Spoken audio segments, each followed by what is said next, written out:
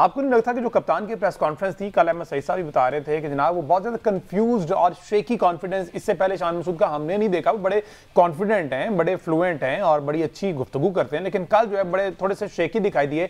मसला ये कि जो टॉस हार कर चौथी इनिंग्स का डर था, वो डर ले दे गया इन्हें।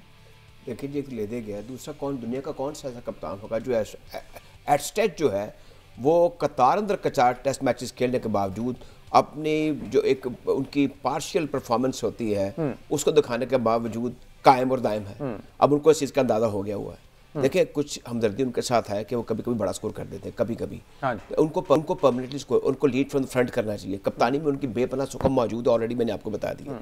दूसरा, मुझे बताएं जाएं तो जाएं कहाँ? आप जाके ऑस्ट्रेलिया की बाउंड्री ट्रैक पे आपसे खेला नहीं जाता। आप जंप पल पाकिस्तान की यहाँ पर आप ट्रैक में ढेर हो गए, यहाँ पे भी आपसे नहीं जीता जा रहा।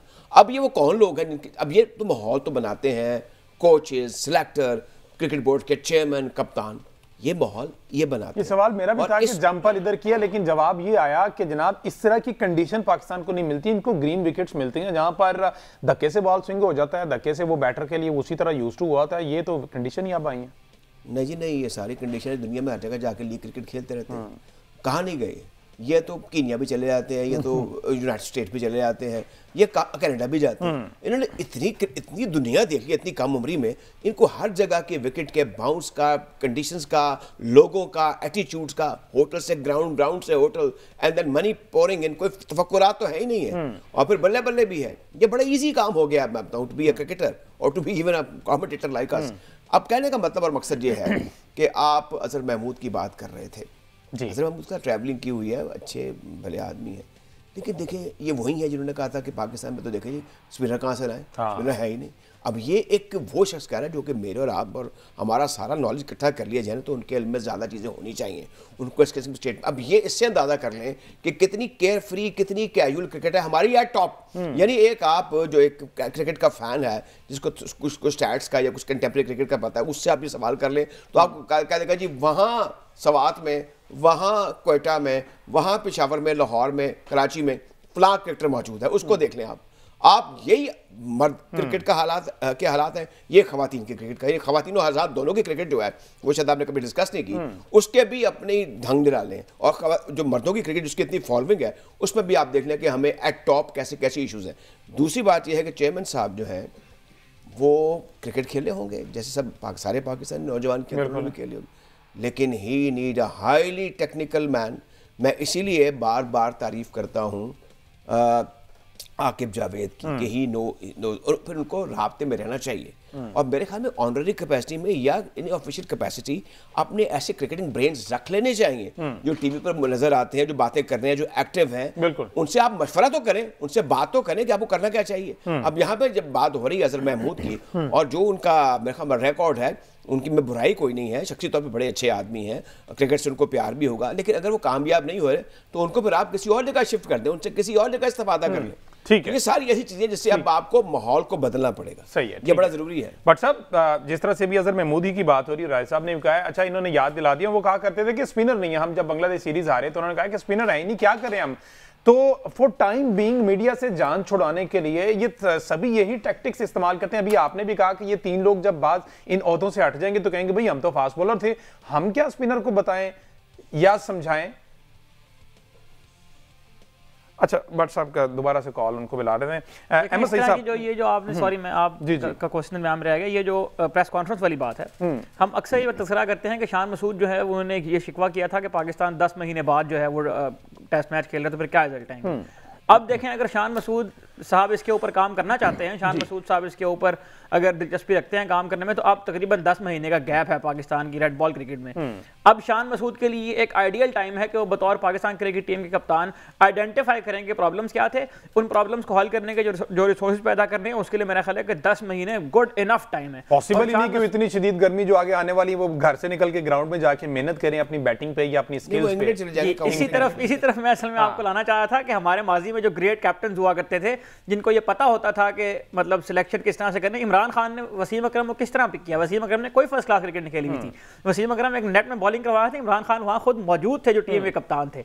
तो सिलेक्शन तो इस तरह की जाती है, लड़के इस तरह चुने जाते हैं। और ये जो बड़े बड़े सेंटर हैं वहाँ पर तो चले कभी कभार हमें एक आध सिलेक्टर देखने को मिल जाता है, लेकिन जो छोटे शहर है, वकार यूनुस जो है वो बुरे वाला से हैं, और इस तरह के जो हैदराबाद है, सखर है, शेखुपुरा है, इस तरह की जो एरियाज हैं जहाँ पर जाकर टैलेंट हंट करना होता है, उसमें अगर कप्तान अपना रोल प्ले नहीं करेगा तो फिर कप्तान को बाद में इस तरह की जस्टिफिकेशन नहीं देनी चाहिए कि हमारे पास वो रिसोर्सेज नहीं है। रिसोर्सेज तैयार करने का ये टाइम है। तो शान मसूद साहब के लिए अब ये एक 10 महीने का बहुत तवील गैप है, और अगर Shan Masood first of all अगर वो अपनी कप्तानी को बरकरार रखने में कामयाब होते हैं वर्ल्ड टेस्ट चैंपियनशिप के अगले साइकिल में, तो मैं उन्हें बताना चाहता हूं कि पाकिस्तान ने अगले टेस्ट चैंपियनशिप साइकिल में 3 अवे सीरीज खेलनी है, जिनमें से एक वेस्ट इंडीज, एक इंग्लैंड और एक बांग्लादेश में होनी है। और पाकिस्तान ने 3 होम सीरीज खेलनी है, जिनमें से एक न्यूजीलैंड, एक साउथ अफ्रीका और एक श्रीलंका के साथ होनी है। तो ये देख लेंगे कौन कौन सी टीमों के खिलाफ आपके ख्याल में अगले साल बताइए टोटल जो मैग्नीट्यूड होगा टेस्ट मैचेस का वो कितना होगा? देखें, इस साल तो हमने सिर्फ 2 टेस्ट मैच खेलने 2025 में, लेकिन जो 25 से 27 का साइकिल है उसकी मैं बात कर रहा हूं, उसमें पाकिस्तान ने 6 टेस्ट सीरीज खेलनी है, जिनमें 3 होम है और 3 अवे हैं। होम सीरीज में अगर हम बात करें तो न्यूजीलैंड और साउथ अफ्रीका के खिलाफ तो आप स्पिन विकेटें बना लेंगे, लेकिन श्रीलंका के खिलाफ मेरा ख्याल है कि स्पिन विकेटों वाला जो आपका वो जो आपके पास एक विनिंग फार्मूला आ गया वो शायद नहीं चलेगा। तो ये एक अच्छा टाइम है जिसके ऊपर अब काम करना चाहिए शान मसूद। गालिबन भट्ट साहब साथ ही हमारे। भट्ट साहब आवाज आ रही है आपको?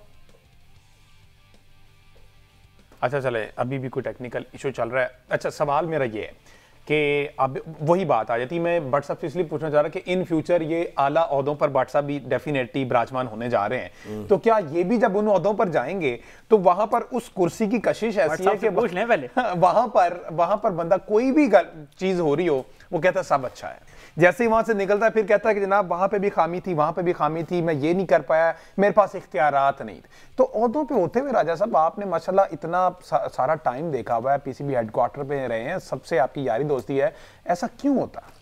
क्रिकेट में बेरोजगारी बढ़ी है।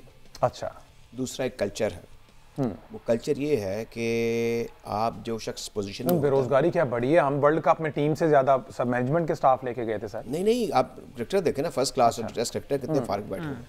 और दूसरा ये है कि क्रिकेट के अंदर जब किसी के पास कोई न्यूसेंस आ जाए या ओहदा आ जाए तो उसके बहुत से चेले पैदा हो जाते हैं, और जब चेले जब उनको वो ऑफिशियल कोई पोजीशन नहीं देते तो वो फिर उनके खिलाफ हो जाते हैं। अगर खिलाफ न भी हों तो टीवी पे बैठकर वो ऐसी बातें करते हैं जो एक इदारे के खिलाफ नहीं करनी चाहिए।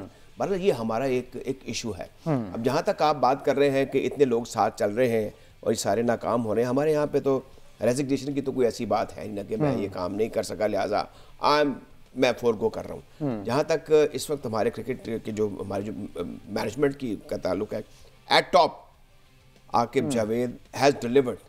देखिए, हमें नहीं भूलना चाहिए कि हम वो सीरीज जो हमने 3-0 हारे थे, हम 2-1 जीत गए। इस बार भी आपने बराबरी की है। बिल्कुल ठीक है। चले वो वेस्ट इंडीज खुशी खुशी वापस चले गए, लेकिन कहने का मतलब और मकसद ये भी दुआ करें कि हमने वो जो एक बैरन पीरियड देखा है 10-12 साल का, जहाँ हमारे मुल्क में कोई टीम कहती थी हमने आने नहीं, इंक्लूडिंग द वेस्ट इंडियन।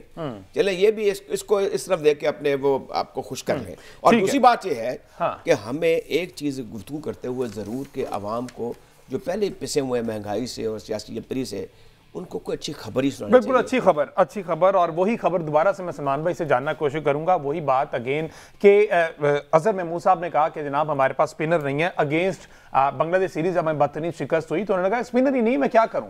आया आकिब जब ये सब टोटका दिया, वो 2 प्लेयर आ गए जो स्क्वाड का हिस्सा ही नहीं थे, दूर दूर तक के फिटनेस के मसाइल हैं।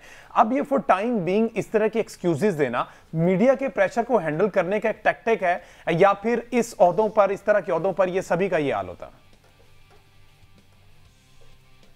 भट्ट साहब देखिए, आप हर वक्त हर एक को कन्विंस नहीं कर सकते, specially with you know wrong answer. बात यह है कि आपने अपने डोमेस्टिक को सर्च किया, आपने टॉप के ऑफ स्पिनर और लेफ्ट आर्म स्पिनर उठाए और आपने पिच तैयार की एंड दे डिलीवर्ड। आपको जरूर एक वे आउट दिया है आकिब भाई ने एंड कंपनी ने। उन्होंने आप जो सीरीज शायद आप 3-0 हारते, वो आप 2-1 जीते, आप ये वाला भी पहला टेस्ट जीते हैं। बट अब ये जो आपने खुद एक रूट चूज किया, तो इसमें खुद भी स्पेशलाइज कर। एंटायर टीम में ये आइडिया खराब नहीं है ये ट्रैप खराब नहीं है, बट आपने अपने आप को वेल इक्विप करना है, क्योंकि अब आने वाली टीमों को पता है कि इधर ये बनना है, वो भी तैयार आएंगे। नंबर 1 तो ये चीज है। दूसरी बात ये कि है, अजहर भाई हो, आकिब भाई हो या शाहिद असलम साहब हो, they are master of their own art, none of them is a batter.